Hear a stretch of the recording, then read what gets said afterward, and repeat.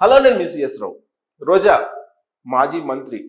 ఆవిడకి ఎంతకంత నాలెడ్జ్ ఉంటుందని చెప్పి అందరూ అనుకుంటూ ఉంటారు. అంతేకాదు, మంత్రిగా పనిచేశారు కాబట్టి రాజకీయంగా కూడా పరిపాలన విషయంలో కొంతైనా అనుభవం ఘటించి ఉంటారు అనేటువంటి భావన ఉంది ఆమె పట్ల.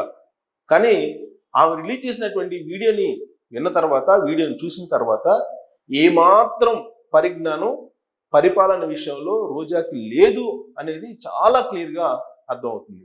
పైగా ఆమె మంత్రిగా చేసినప్పుడు మంత్రికి సంబంధించినటువంటి షెడ్యూల్ ముందు రోజే రిలీజ్ అవుతుంది.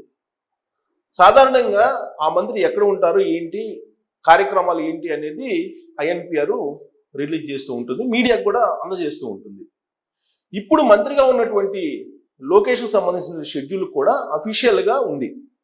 ఐఎన్పిఆర్ దగ్గర ఉంది, మీడియాకి తెలుసు, ప్రజలకు కూడా తెలుసు నారా లోకేష్ ఎక్కడ ఉన్నారు అనేది. కానీ రోజాకి మాత్రం ఏమాత్రం పరిజ్ఞానం లేకుండా వరదలు వస్తూ ఉంటే లోకేష్ హైదరాబాద్లో ఉన్నారు అనేటువంటి వ్యాఖ్యలు చేసి తన అమాయకత్వాన్ని, తన అజ్ఞానాన్ని బయటపెట్టుకుంది.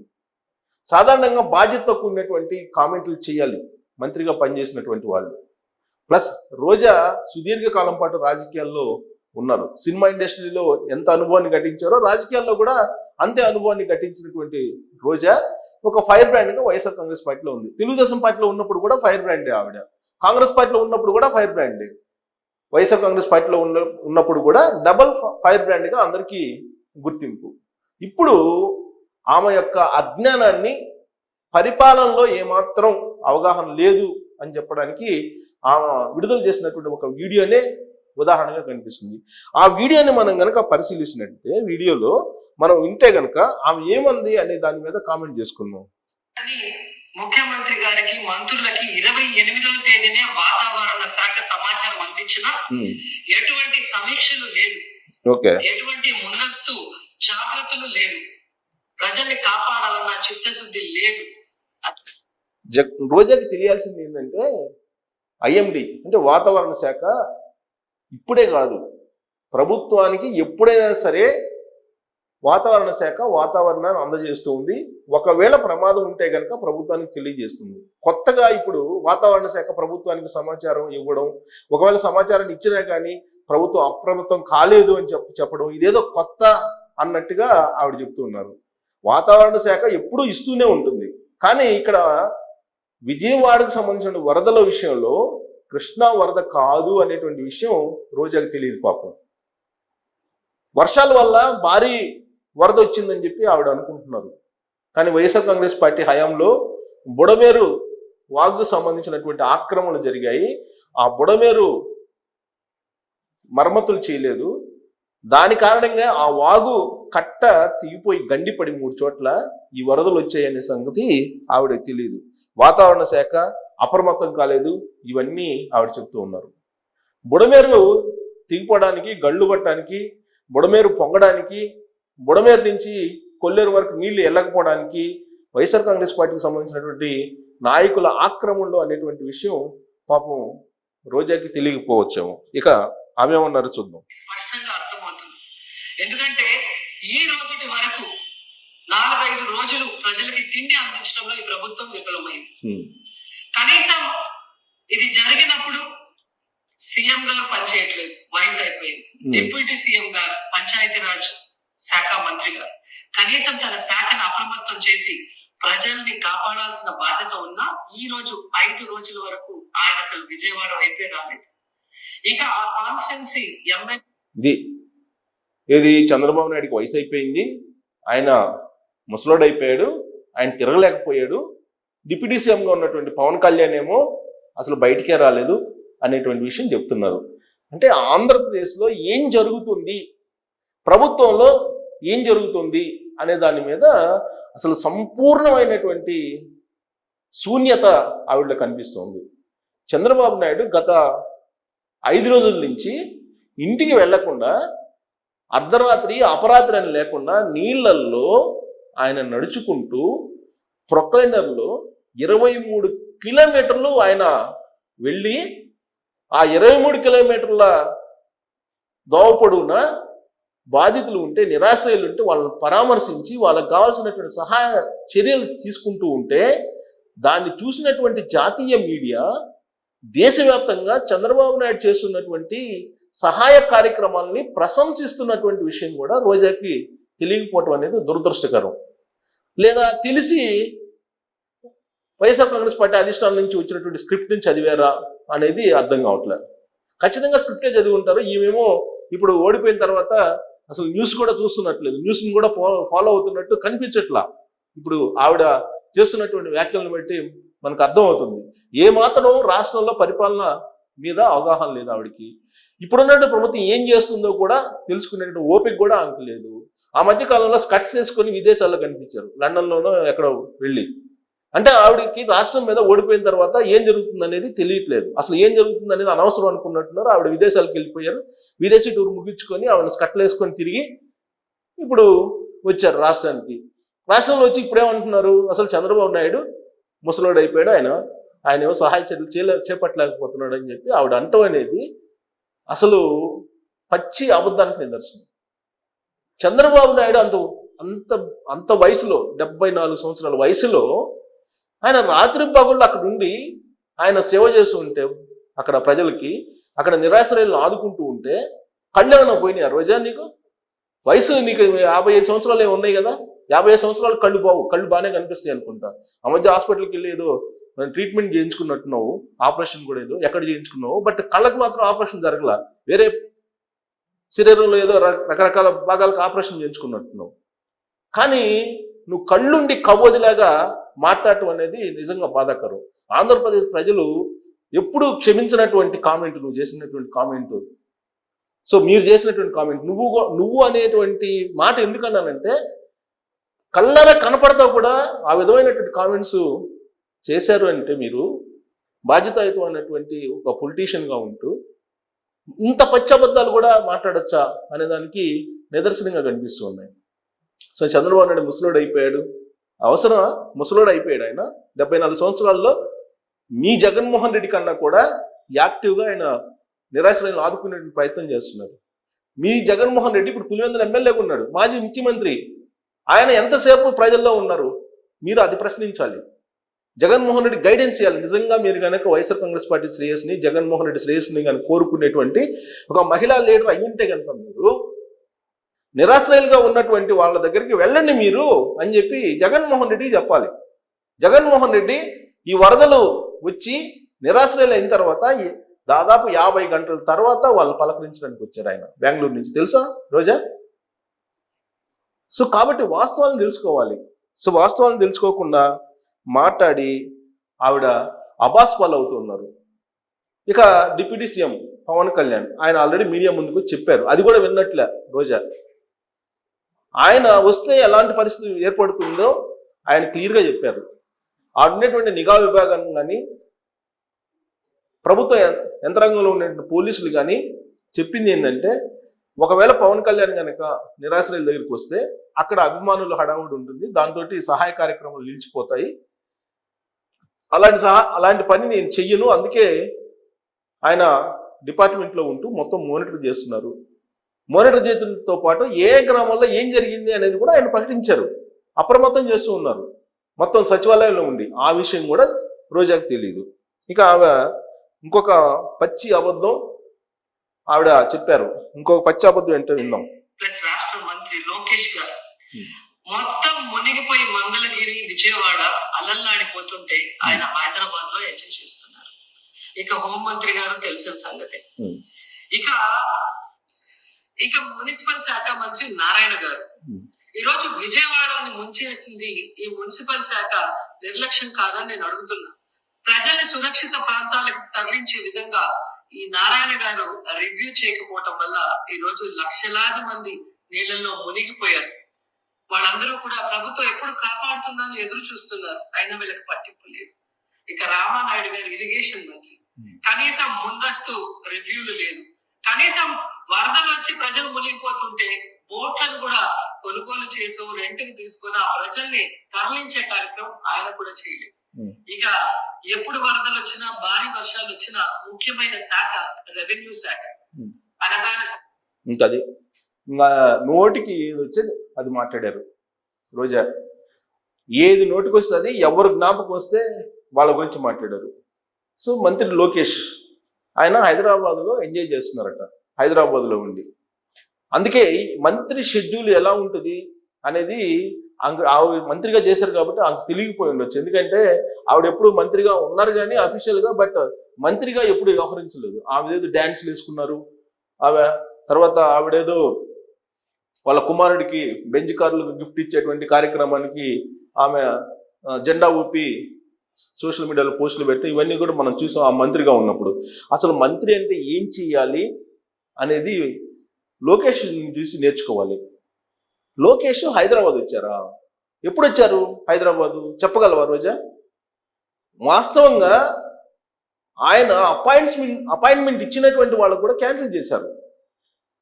నేను మంగళవారం ఆయన కలవాలి. వాస్తవంగా అపాయింట్మెంట్ నాది ఉంది, అఫీషియల్ అపాయింట్మెంట్ నాది కూడా ఉంది, అనేక మందిది ఉంది, ఒక 10 మందిది. దాంట్లో నేను కూడా ఉన్నాను. జర్నలిస్టులతోటి ఆయన మీటింగ్ పెట్టారు.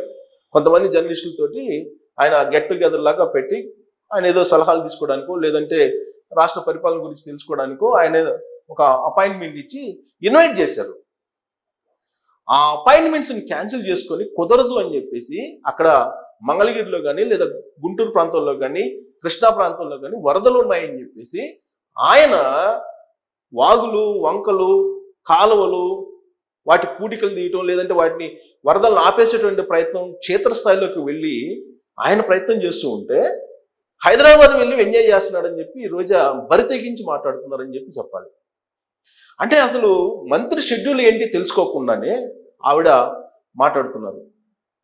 మంత్రి లోకేష్ ఆయన అర్ధరాత్రి వేళ మంగళగిరికి వెళ్ళి అర్ధరాత్రి వేళ కూడా ఎక్కడెక్కడ నిరాశ్రయులు అయి ఉన్నారు, ఎక్కడెక్కడ నీళ్ళల్లో పేదలు ఉన్నారు, నీళ్ళల్లో ఇబ్బందులు పడుతున్నారని చెప్పి ఆయన స్వయంగా వెళ్ళి తెలుసుకొని దానికి సంబంధించినటువంటి ఆధారాలు కూడా ఉన్నాయి. ఇవన్నీ అక్కడ 4 రోజుల నుంచి ఆయన తపన పడుతూ ఉంటే ఆయన పేదలకు సేవ చేయాలి, నిరాశ్రయులను ఆదుకోవాలి, ప్రాణ నష్టం జరగకుండా చూడాలని చెప్పి ఆయన తాపాత్రయపడుతూ ఆయనేమో జనాల్లో తిరుగుతుంటే హైదరాబాద్కి వెళ్ళి లోకేష్ ఎంజాయ్ చేస్తున్నాడని చెప్పి రోజా మాట్లాడటం అనేది ప్రజలు మామూలుగా మిమ్మల్ని వెంటబడరు. ఇప్పటికే 2024లో ఇచ్చినటువంటి మ్యాండేట్ని చూశారు. ఆ మ్యాండేట్ని చూసిన తర్వాత అయినా కానీ మీరు మార్చుకుంటారని చెప్పేసి అనుకున్నారు ప్రజలు. కానీ మీలో మార్పు రాలేదని చెప్పడానికి ఇప్పుడు రోజా చేసినటువంటి వ్యాఖ్యలే నిరసనంగా అనిపిస్తుంది.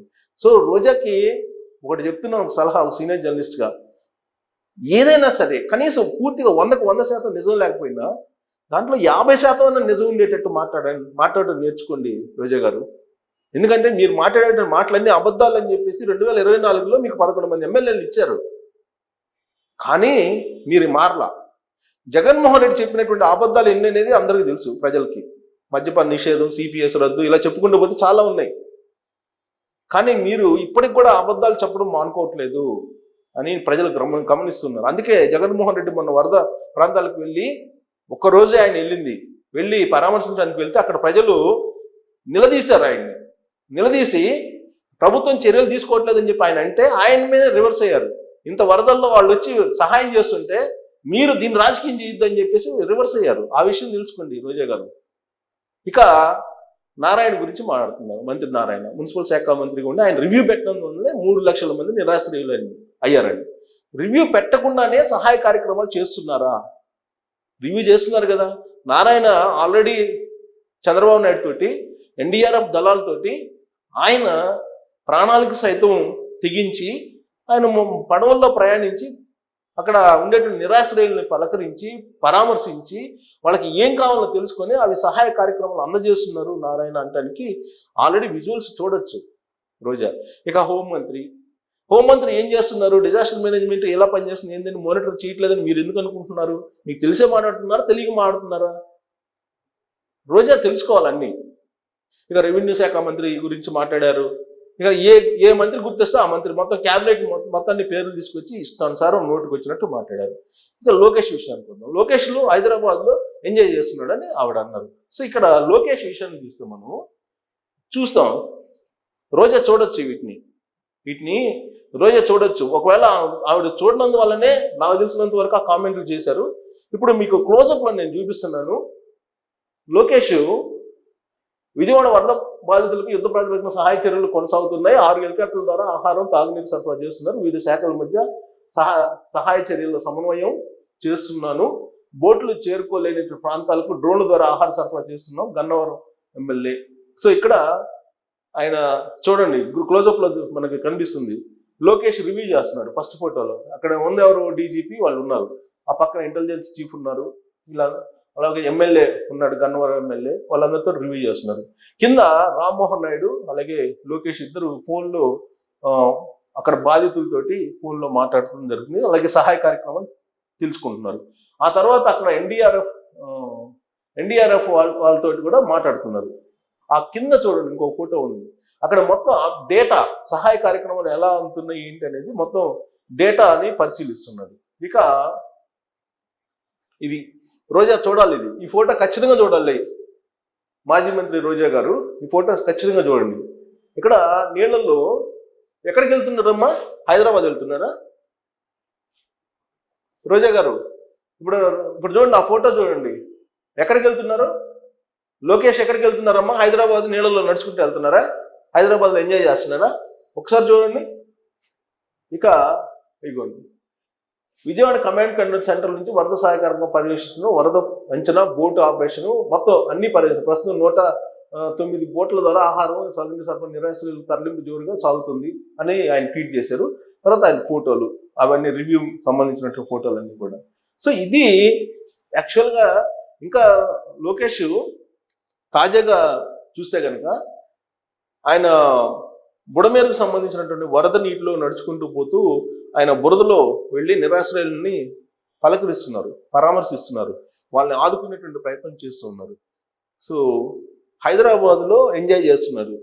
మీరు చెప్పేటువంటి మాటలు, మీరు రాసేటువంటి రాతలను కనుక నమ్మితే ప్రజలు 2019లో అలా ప్రయత్నం చేసి సక్సెస్ అయ్యారు. కానీ ఇంకెప్పుడు మీరు సక్సెస్ అయ్యేటువంటి అవకాశం లేదు.